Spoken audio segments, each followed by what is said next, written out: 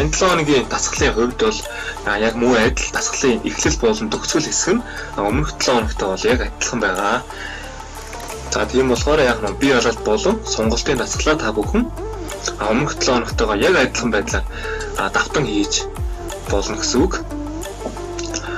За манай сургалт маань бол 3-7 хоногийн сургалт байгаа. Тэгээд энэ одоо 2-7 хоногийн сургалт эхэлж байна гэдэг маань ерөнхийдөө сургалт 40% та орцсон явж байна гэсэн үг.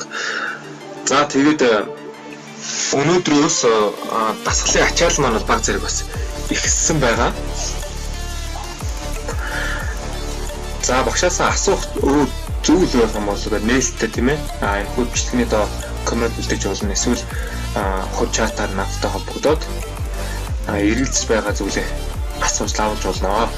За эхний 7 хоног өнгөрсөн учраас одоо манай ихэнх гишүүд маань дасгалыг бол хэрхэн яаж хийх ерөнхийдөө нэг эвдүү бүгдэнд нь сууцсан байгаа гэдэгт бол итгэлтэй байна. За энэ 7 хоногийн хувьд бол эхлэл болон төгсгөл хэсэг нь яг өмнөх 7 хоногтойгоо адилхан байгаа. Үндсэн хэсгийн зарим нэгэн дасгал бол өмнөх 7 хоногийн дасгалаас бас орсон байгаа. За огт бол тэс үндсээрээ өөрчлөгдөн гэсэн ойлголт бол байхгүй. За ингээ бие алалтыг бол маш сайн хийснээр үндсэн хэсгээр дасгалын бүтээмж тийм ээ өндөрсдөг байгаа, ихсдэг байгаа, мөн бэлтгэл гэмтлээс сэргийлдэг байгаа. За одоо энэ 7 хоногоос заал нэгдэж байгаа учраас бас та бүхэн зааланд найз нөхдөдөө хамт тоглож тийм ээ одоо энэ хөв бэлтгэлийнхаа үр чимийг бол үр дүнгийг бол үзэж болно. За мэдээч хэрэг та бүхэн дасгал хийгээгүй хүнээс 1000 дахин илүү болсон учраас дасгалаа улам сайн хийгээд байгаа. Тэгэхээр аяндаа заалмаалан тоглох, найз нөхдөдөө тоглох, тэмцээн урлаад оролцох үед бол анх хөлний ажиллагаа болон хурд хүч тесрэлт бие биетрийн ерөнхий хөгжил зэрэг маань бол үнэхээр бас тэднээс илүү төвшөнд болж чадсан байдаг. Үнэхээр чамаас илүү хүн байвал тэр хүмүүнийхээ төвшөнд бас очсон байж чаддаг. Тэгэхээр одоо заал нэгдэж байгаа учраас та бүхэн сайхан самбарлуу үсрээ самбарт хүрдэг бол энэ хөл сургуулийн өсөлт колцоонд хүрдэг болно гэдэг ч юм уу. Тийм хүн том зорилго тавьж бэлтгэлээ хийж байгаарай. Колцоонд хүрдэг байвал колцооноос дэше буугаар нь улмаар дохно гэдэг ч юм уу тийм хүн шат дараалтайгаар том зорилго тавьж тэрнийхээ төлөө дасгал хийх хэрэгтэй. За хүүхдүүд ихэвчлэн өндөр үсрийг гэж яриад байдаг. Яг үнэндээ дасгал хийхгүй л өндөр үсэр гэж байхгүй. Өндөр үсрэг дөөр энэ тариа ламбуу юу шашин машин гэж өгч огт байхгүй. Зүгээр чи өөрийнхөө биеийг хэсэг хугацаанд сайн зовоосны үндсэн дээр л өндөр үсэрдэг болдог байгаа. За нэг сайхан өндөр үсэрдэг болоод байгаа зорилготой хүрсэн байвал чи цаашдаа бол үнэхээр өөрийнхөө яг за би яг хин би яг ямар тасгал хийвэл үр дүнтэй вэ гэдгээ бол ухаарсан байдаг. Тэгэхээр ямар нэгэн цаг алдах шаардлага байхгүйгээр өөртөө программа цаашдаа зохиогоо дасгалаа цагаан хийгээд явж болно. Нэг л үр дүнтэй эхлэх хүрчих юм бол үр дүндээ хүрнэ гэдэг бол мөнхөр хамгийн сайхан аз жаргалтай тийм үе байдаг. За сайхан сонголт болон үе мөч халаах динамик дасгалуудаа ингээд өмнөх хичээлтэйгээ адилхан цагаан халаагаад өгөрөө. Энэ бол энэ 7 хоног хийх дасгал байгаа. За энэ 7 хоног бол 4 өдөр дасгал хийж 3 өдөр амарна. 3 өдөр амрахтаа зүгээр амрахгүй мэдээж хэрэг заавал кросс нь гүн, эсвэл уул өдөггүй, эсвэл байрныхаа шат өдөггүй нэ. Тэгж хослуулж янз сайхан бие алалт болдгоо. За хичээлийн хамгийн ихэнд байгаа гүүх бие алаалтын дасгалыг бол дээстэй орлуулж бас болдог.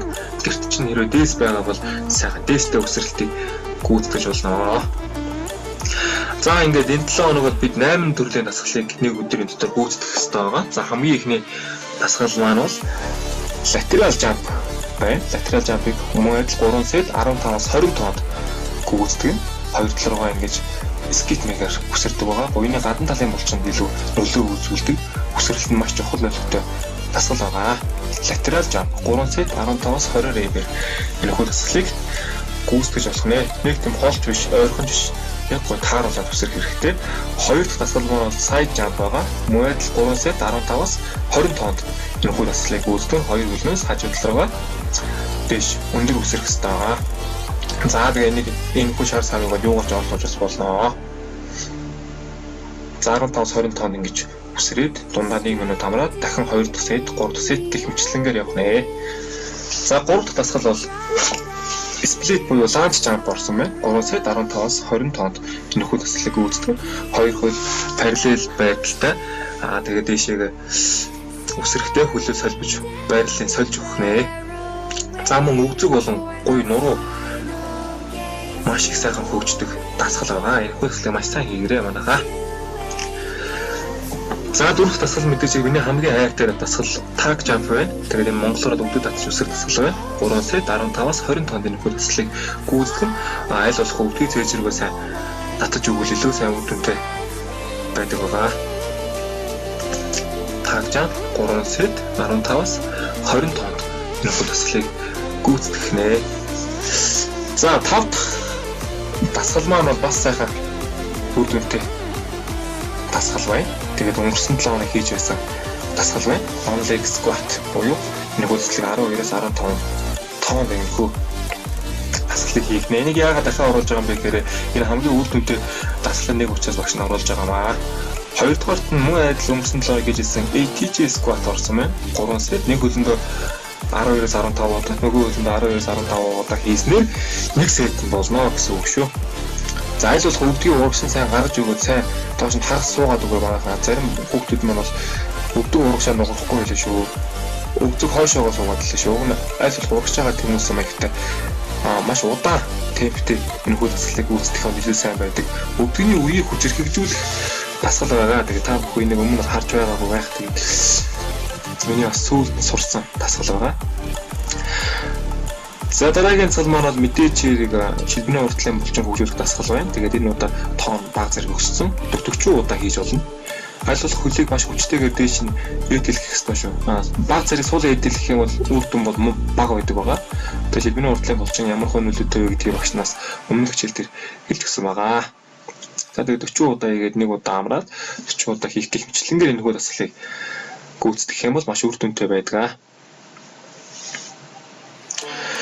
За хамгийн сүүлийн буюу энэ 7 хоногийн 8 дахь дасгал маань болохоор бас hard squat орсон байна. Бас их гоё, маш гоё өвдөг болон өвдгөний үе болон гойны уртлын булчингаар ачааллуулж өвдөг дасгал байгаа. Тэгээ 3 сет тоон баг зэрэг өсөөд 15-аас 20 тонн тэмхүү дасгалыг гүйцэтгэх шаардлагатай. Тэгээ өвцөг бол ерөөсөө хойдлын ханаасаа хөндөө ирж өнөөсөө салж өнөөсөө болохгүй. Үлмэн дээр баг зэрэг тогтцсон. Тэгэж өндөрлөгтэй байдлаас энэ хөө дасгалыг хийх юм бол илүү үр дүнтэй байдаг. Мэдээж хэрэг удаан хийх ёстой. За ингээд 8 дасгалаа та бүхэн ингээд хийснийхээ араас мэдээж хэрэг өнгөрсөн 7 хоногтойгоо адилхан баланк барилт, гар дээр сунайлт, гиз татал, сунгалт энэ бүгдийг бол заавалчгүй хийх ёстой байгаа. Энэ бүгдийг хийж ингээд нийлжиж нэг багц уулжиж таны нэг өдрийн бэлтгэл маш аз жаргалтай гайхалтай төгсөх нэ. Хэрвээ нэг зүйлийг орхигдуулах юм бол үр дүн бол огт байхгүй болно гэж бодлоо хэлээд яг уу. Ямар ч байсан тэгтээ бүгдийг нь сайхан хийж яхад бол гэмгүй. За ингээ хамгийн сүүлд нь бие хүчийг хөгжүүлэх дасгал орж байна. За ингээ та бүхэндээ амжилт хүсье. Энэ блог хандлагыг дураад өгөөрэй манайхаа.